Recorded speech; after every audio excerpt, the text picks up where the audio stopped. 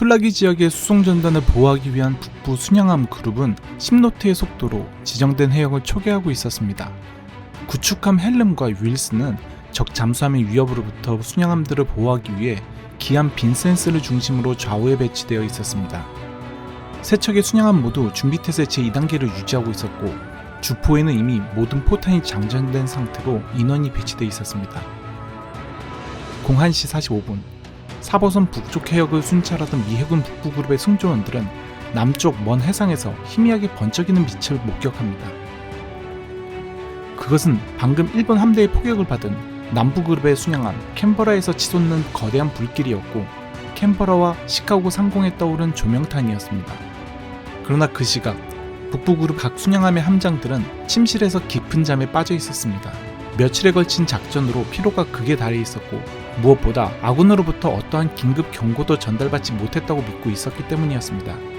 사실 그보다 앞서 남부그룹의 구축함 페터스는 일본 함대의 접근을 알리는 경고 무전을 보냈고 이 신호는 북부그룹에도 도달했습니다. 하지만 당시의 기상 상태와 전파 간섭으로 인해 메시지는 극히 미약했고 이 결정적인 정보는 각 함장들에게 즉시 보고되지 못했습니다.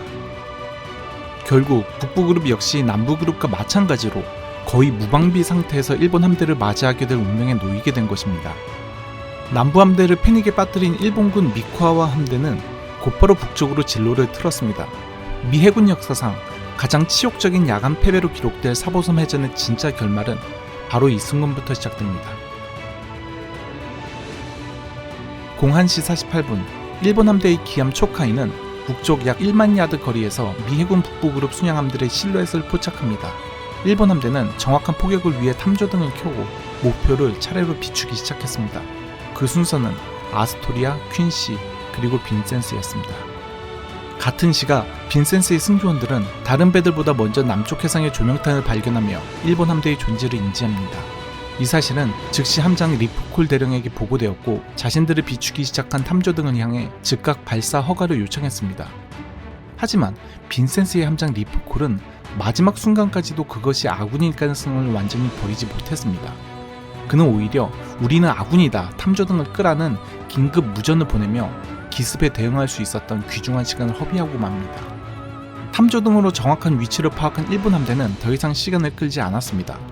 곧바로 포격이 시작되었고 각 순양함 주변에서 근접탄이 연달아 터지기 시작합니다. 일본군의 최소 2차례 이상 일제 사격이 이어지며 포탄의 탄착이 점점 좁혀지자 01시 52분 이미 전투 배치를 마친 아스토리아에서 포술장 투르스텔 중령은 이것이 적의 공격임을 확신하고 첫 대응 사격을 명령합니다. 그러나 바로 그 순간 잠에서 막 깨어나 함교로 달려온 그린먼 함장은 사격 중지 명령을 내리고 맙니다.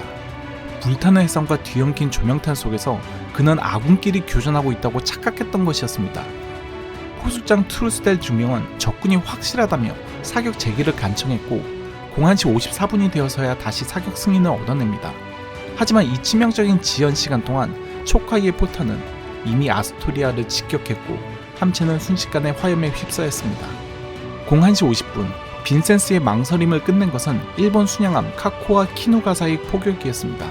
함수에 2발의 포탄이 떨어졌고 곧이어 경납고에서 발생한 화재는 빈센스를 밤바다 위에 떠오른 거대한 불덩어리로 만들어버렸습니다. 이는 일본군에게 더없이 완벽한 표적이 되었습니다. 빈센스는 뒤늦게 반격에 나서 키누가사를 명중시키는 데 성공했지만 이미 전황은 기울어 있었습니다. 결국 빈센스는 총 74회의 명중을 받아 모든 보일러실이 파괴되었고 완전히 동력을 상실한 채 바다 위에서 멈춰서고 맙니다. 마지막 표적은 퀸시였습니다. 01시 50분 퀸시 역시 전투 배치를 마쳤지만 이미 포위된 상태였습니다. 양옆에서 쏟아지는 집중 포화를 견뎌야 하는 절망적인 상황 속에서 함장 세미얼 무어 대령은 탐조등을 켠 일본 순양함 아오바를 향해 반격을 시도합니다. 그러나 그보다 먼저 아오바, 후르타카, 텔류의 포탄이 퀸시를 덮쳤습니다. 특히 한미 경납고가 피격되면서 내부의 항공기 연료가 폭발했고 거대한 불기둥이 밤하늘을 밝혔습니다. 이제 일본군에게는 더 이상 탐조등이 필요 없을 정도로 해상은 환히 드러났고 일본 해군은 탐조등을 끈 채 공격을 이어갔습니다. 퀸시는 곧이어 함교가 직격당하며 지휘부가 거의 전멸하는 비극적인 상황에 빠집니다.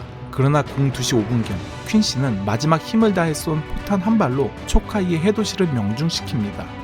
이 포탄은 미카와 제독이 서 있던 자리에서 불과 6m 떨어진 곳에 떨어졌을 만큼 처절한 최후의 반격이었습니다.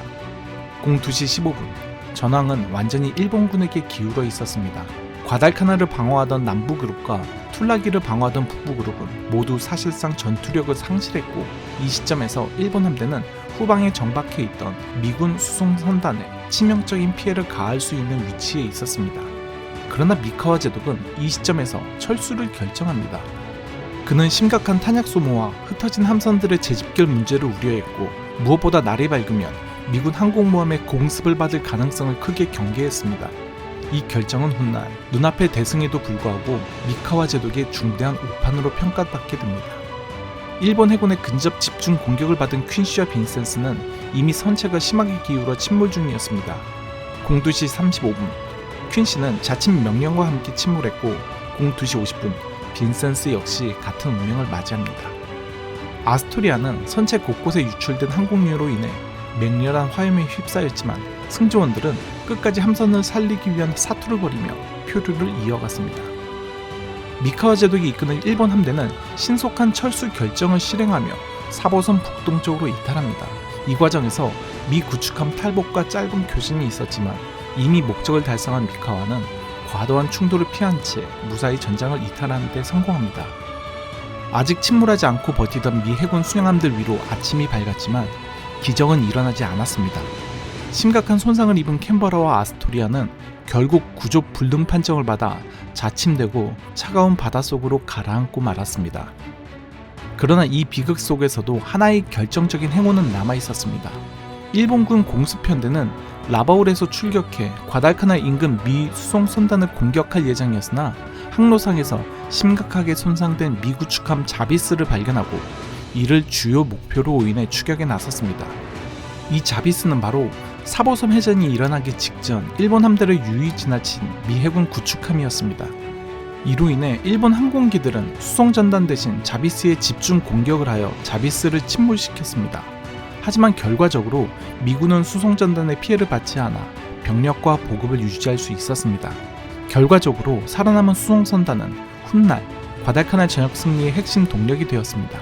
그리고 바로 이 이유 때문에 그날 밤 무방비 상태에 놓여있던 미 수송선단을 공격하지 않은 미카와 제독의 결정은 일본 해군에게 두고두고 아쉬움으로 남게 됩니다.